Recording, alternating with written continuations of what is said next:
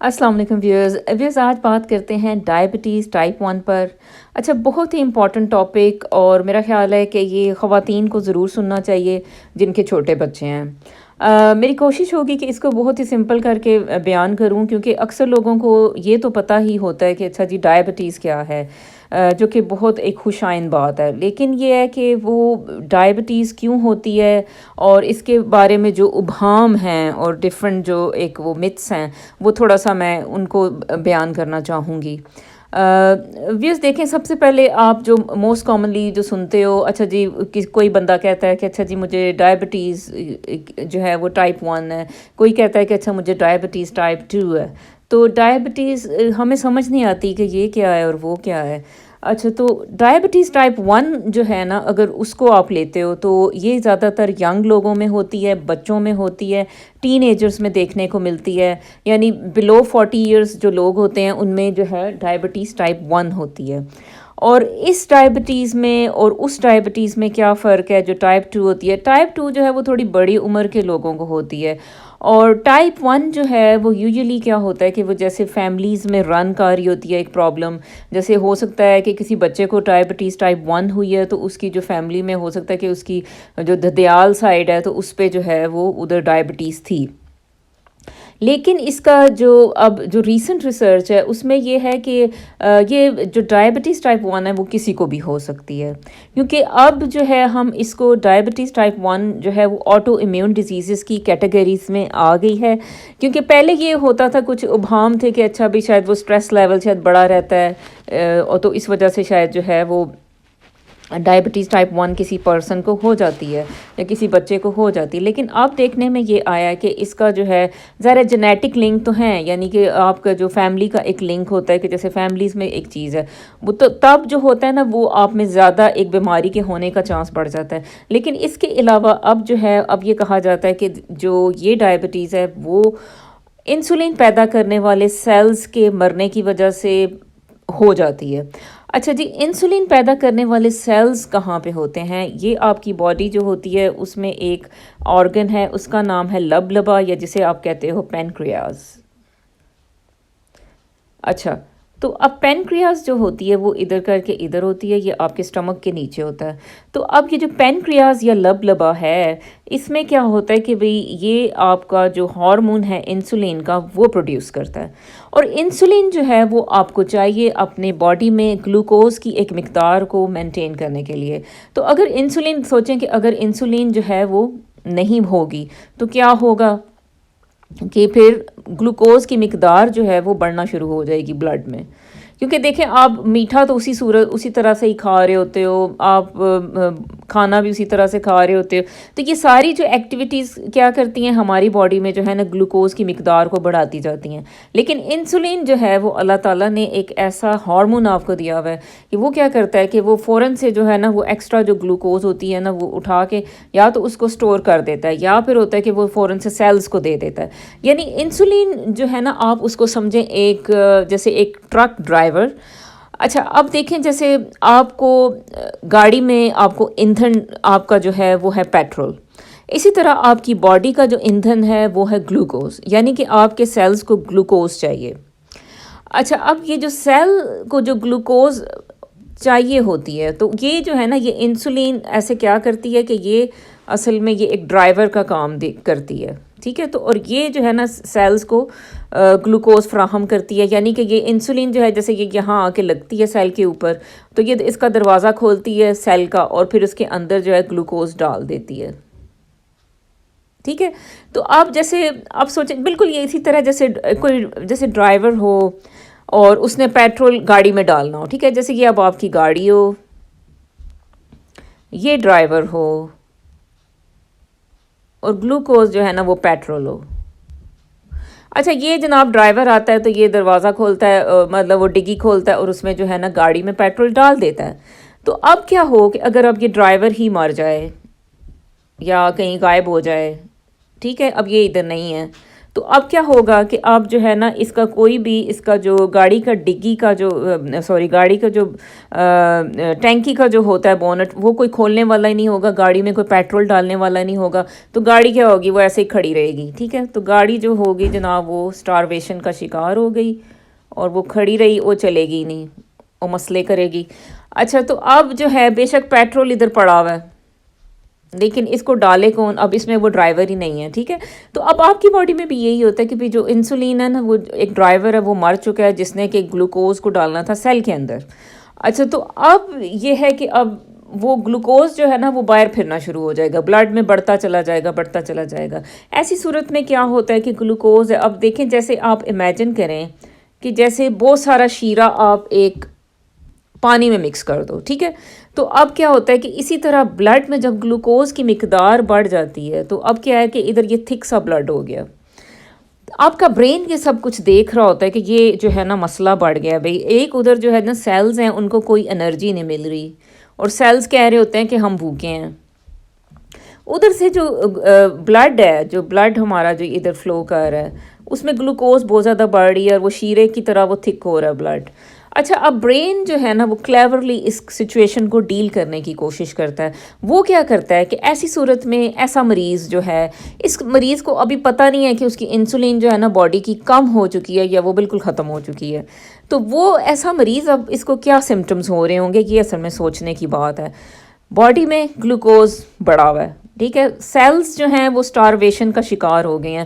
اب برین نے یہ کرنا ہے کہ یہ جو اس کا جو گلوکوز ہے اس کی مقدار کو کسی طرح نارمل کرنا ہے، جو اس کی جو کنسنٹریشن ہے گلوکوز کی اس کو کم کرنا ہے بلڈ میں، کیونکہ اس طرح اور زیادہ ڈیمیج ہونا شروع ہو جائے گا. تو ایسا جو مریض ہے اس کے اب جو علامات کچھ اس کے اندر آنے لگتی ہیں جو وہ کرنے پہ مجبور ہو جاتا ہے. ایک تو یہ ہے کہ وہ بہت زیادہ کھانا پینا شروع ہو جائے گا، ٹھیک ہے، جسے آپ کہتے ہو پولی فیجیا. بہت زیادہ کھانا پینا، یعنی کہ وہ نا ہر وقت جیسے اس کو لگے گا کہ وہ ہنگری ہے، وہ اس لیے کیونکہ اس کے سیلز جو ہیں انہیں گلوکوز نہیں مل رہا. وہ برین کو میسج دے رہے ہیں کہ ہم ہنگری ہیں، ہمیں خدا کے لیے ہمیں گلوکوز دو، لیکن انسولین ہے ہی نہیں ہے. تو اب برین کیا کرتا ہے، اچھا پھر کھانا کھاؤ مرو، اور زیادہ آپ کھانا شروع کر دو. تو وہ ایسا مریض جو ہے نا وہ ایک دم سے کھانا پینا شروع ہو جائے گا بہت زیادہ، اس کو ہنگری ہے، اس کو سمجھ نہیں آ رہی. اچھا پھر وہ جو ہے نا اس کے علاوہ اس میں اب کیا آئے گا وہ تھوڑا سا اور دیکھتے ہیں. اچھا اب کیا ہوتا ہے کہ اب برین جو ہے آپ کے جو تھرسٹ ہے اس کو بڑھا دے گا. تھرسٹ یہ یعنی کہ جو آپ کی پیاس ہے، پانی پینے کا جو مقدار ہے اس کو بڑھا دے گا، اور آپ بہت زیادہ پیاسا فیل کریں گے خود کو. جیسے ہو سکتا ہے رات کے وقت آپ اٹھیں، آپ کو پیاس لگی ہو، اور آپ جو ہے نا اٹھ کے فوراً سے ایک بڑا سا گلاس بھر کے پانی کا پئیں. ٹھیک ہے، تو یہ آپ کا برین جو ہے نا اصل میں جو آپ کے خون میں جو اس وقت گلوکوز کا جو شیرہ گھل رہا ہے، بہت زیادہ تھک کر رہا ہے اس کو بلڈ کو، تو آپ کا برین جو ہے نا اس کو لکوڈ کرنے کی کوشش کر رہا ہے، یعنی اس شیرے کو جیسے نا تحلیل کرنے کی کوشش کر رہا ہے. دیکھیں نا جیسے کسی کوئی شربت ہوتا ہے، بہت تھک سا شربت ہو، تو ہم اس کو تھوڑا اس میں شوگر کی مقدار کم کرنے کے لیے ہم کیا کرتے ہیں، ہم اس میں پانی ڈال دیتے ہیں. ٹھیک ہے، تو وہ اسی طرح برین چاہتا ہے کہ اب زیادہ پانی پئیں تاکہ وہ جو ہے نا وہ گھل جائے، جو گلوکوز جو بڑھتی چلی جا رہی ہے. اچھا آپ کو پیاس لگتی ہے، آپ اٹھتے ہو، ہر وقت آپ اٹھتے ہو، پانی جو ہے نا آپ وہ پینے جا رہے ہو. اچھا جی اب پیاس لگتی ہے، اب ظاہر پانی باڈی کے اندر جا رہا ہے، تو پھر کیا ہوتا ہے کہ یہ جو آپ کے کڈنیز ہوتے ہیں دو، جو کہ آپ کے فلٹرز ہیں باڈی کے، یہ جو ایکسٹرا جو پانی ہے اور گلوکوز ہے وہ باہر نکالنا شروع ہو جاتے ہیں. ٹھیک ہے. اچھا ایسا جو مریض ہے، اب اس بیچارے مریض کو نہیں پتہ، یہ کوئی بچہ بھی ہو سکتا ہے، کوئی بڑا بھی ہو سکتا ہے. اب ایسا مریض ایک تو ظاہر ہے وہ کھانا پینا اس نے بہت زیادہ شروع کر دیا، اس کو ہر وقت ہنگری ہے، وہ برداشت نہیں کرتا بھوک کو، اسے ہر وقت کھانا چاہیے. اچھا پھر وہ پیاسا رہتا ہے. کبھی آپ دیکھو گے کہ وہ کوئی بچہ اگر بہت زیادہ پانی پی رہا ہے، اب یا پانی کی بوٹل اس نے کچھ ایکسٹرا ہی ساتھ رکھی ہوئی ہے، تو وہ بھی آپ تھوڑا سا دھیان دیں کہ اسے کیا مسئلہ ہے. یا کوئی بچہ اگر راتوں کو اٹھ کے پانی پی رہا ہے، راتوں کو پشی کرنے کے لیے اٹھ رہا ہے، تو وہ جو ہے نا آپ اس پہ دھیان دیں کہ اس کو کیا پرابلم چل رہی ہے. ٹھیک ہے.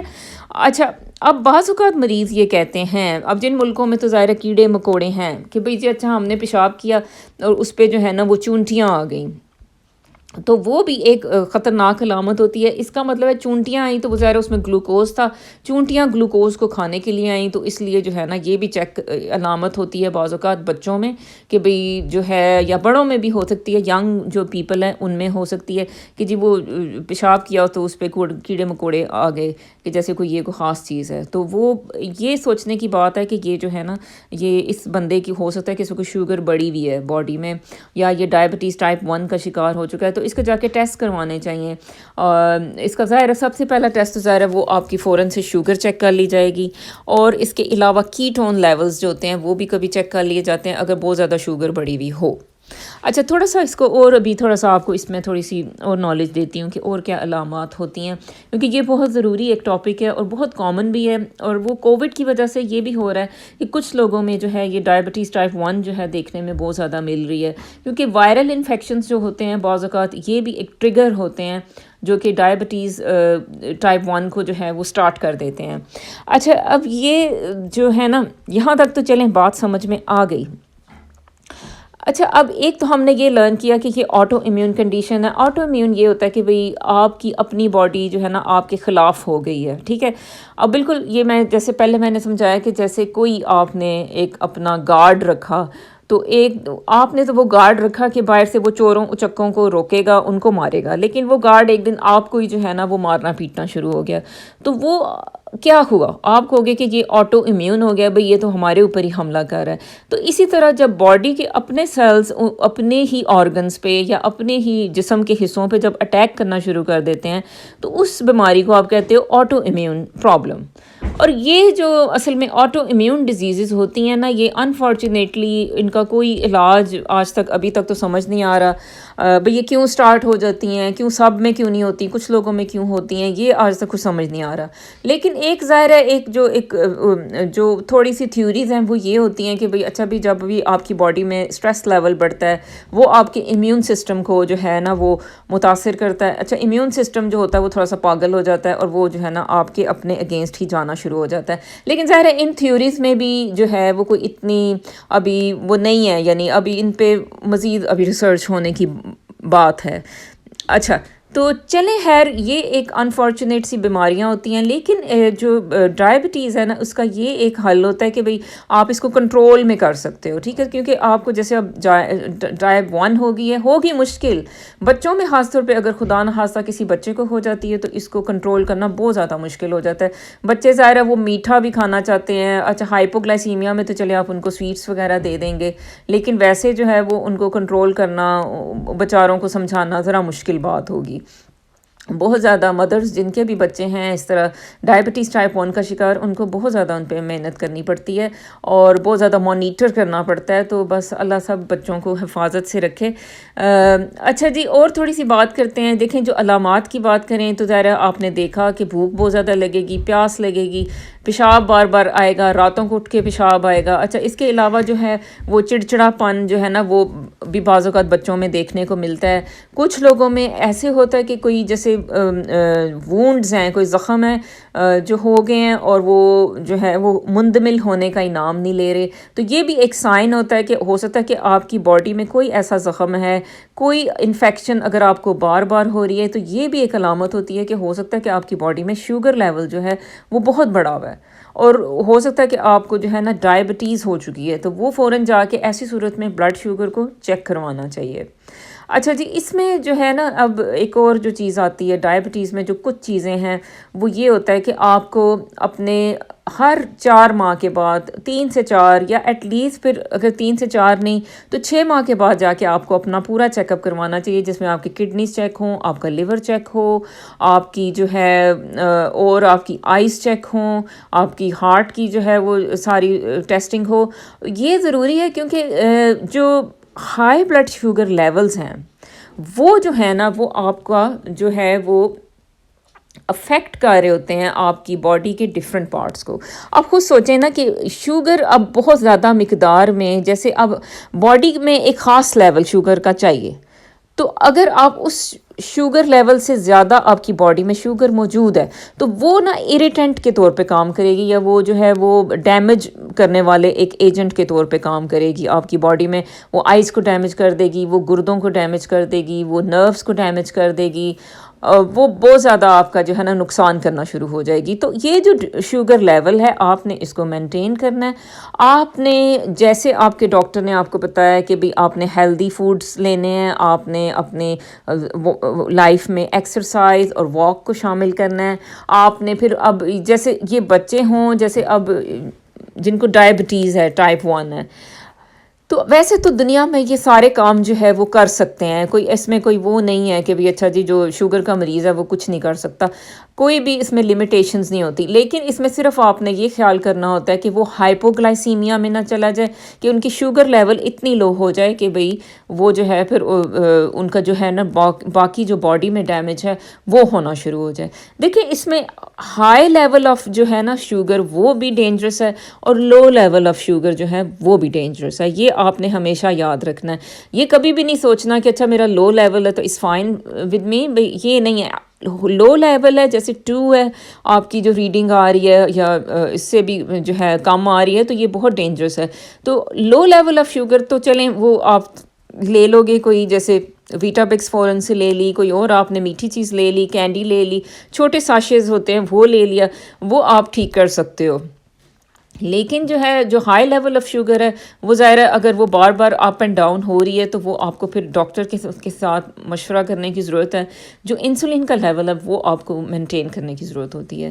اچھا اس میں تھوڑا سا بتاتے جاتے تھوڑا سا ہیموگلوبن A1C بھی بتاتی چلوں کہ یہ جو ہے آپ کا ایک ٹیسٹ ہوتا ہے جو کہ آپ کو پچھلے جو 3 ماہ کی جو شوگر کا لیول ہے آپ کا باڈی کا وہ بتاتا ہے. اب جیسے ہو سکتا ہے کہ جیسے ستمبر میں آپ کا بلڈ شوگر جو ہے بہت زیادہ ہائی تھا، اچھا پھر جو ہے اکتوبر میں تھوڑا سا جو ہے وہ پھر تھوڑا سا ٹھیک تھا، اور اس کے بعد پھر یہ بہت بڑھ گیا تھا. ٹھیک ہے، تو یہ ایسے فلکچویشنز جو ہے نا جو آ رہی، یہ ہمیں اس سے پتہ چل جاتا ہے. یہ والا جو ٹیسٹ ہوتا ہے ہیموگلوبن A1C، یہ آپ کے پچھلے 3 ماہ کا جو ہے نا وہ شوگر کا لیول جو ہے وہ آپ کا بتا دیتا ہے. تو یہ بہت ضروری ہوتا ہے کہ جیسے اگر آپ کا فار ایگزامپل اگر آپ کو ویسے شوگر کی علامات ہو رہی ہیں، آپ کو لگ رہا ہے کہ آپ کو شوگر ہے، لیکن آپ فاسٹنگ لیول آپ کروانے گئے، آپ کا ٹھیک آیا، رینڈم بھی ٹھیک آیا، لیکن آپ کو لگتا ہے کہ نہیں مجھے کوئی تھوڑا سا مسئلہ ہے، تو پھر آپ ہیموگلوبن A1C اپنے ڈاکٹر سے ریکویسٹ کر سکتے ہو اور آپ یہ کروا سکتے ہو. تو اس سے یہ پتہ چل جائے گا کہ اگر پچھلے مہینوں میں اگر آپ کا شوگر کا لیول ہائی ہوا تھا کہیں، تو پھر اس کا مطلب ہے کہ آپ کو جو ہے تھوڑی سی احتیاط کرنے کی ضرورت ہے. ابھی بے شک ہو سکتا ہے کہ نارمل ہو، لیکن جو ہے اگر پیچھے کہیں آگے پیچھے ہوا تھا تو یہ ہیموگلوبن A1C کی مقدار پھر آپ میں زیادہ آئے گی. اس کی بیسس پہ پھر ہم آپ کو جو ہے نا پری ڈائبٹیز، یعنی کہ یہ ابھی انہیں ڈائبٹیز نہیں ہے، لیکن جس کو مطلب ہے کہیں پہلے کہیں تھوڑی سی زیادہ ہوئی ہے شوگر، تو پھر اس کو ہم پری ڈائبٹیز کی کیٹیگری میں ڈال دیتے ہیں. یعنی اس کا مطلب ہے کہ یہ بندہ اب بالکل جو ہے وہ کنارے پہ کھڑا ہے، اور اس کنارے سے اگر یہ اپنے آپ کو کنٹرول نہیں کرے گا تو بس پھر اس نے جو ہے نا ڈائبٹیز کی دنیا میں گر جانا ہے. تو یہ آپ نے جو ہے نا اس میں یہ سوچنا ہے اور یہ سمجھنا ہے. تو viewers thanks for watching this video. میری کوشش ہوتی ہے کہ ویڈیو بہت لمبی نہ ہو کیونکہ پھر وہ بہت ہی بورنگ ہو جاتی ہے، لیکن یہ کچھ